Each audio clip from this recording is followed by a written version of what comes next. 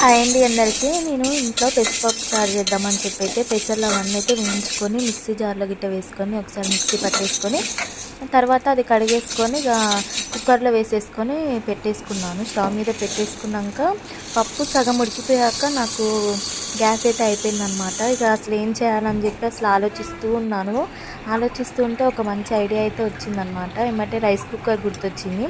ఎందుకంటే అప్పటికప్పుడు మనమైతే ఇక గ్యాస్ అయిపోయింది, కొంచెం గ్యాస్ రావడానికి టైం పడుతుందని చెప్పి నేనైతే ఇంకా రైస్ కుక్కర్ ఉందంటే ఇక రైస్ కుక్కర్లో ట్రై చేశాను. ఫస్ట్ అయితే రైస్ కూడా వండేసాను, అందులో వండేసాక ఇంకా ఇది కూడా పెట్టేశాను పప్పు. తర్వాత ఇక కారం ఉప్పు అవన్నీ వేసేసుకొని బాగా కలిపేసుకొని ఒకసారి ట్రై చేద్దామన్నట్టు పెట్టాను. కానీ బాగా వచ్చేసింది, బాగా కుదిరింది కూడా. పప్పు టేస్ట్ కూడా చాలా బాగుంది.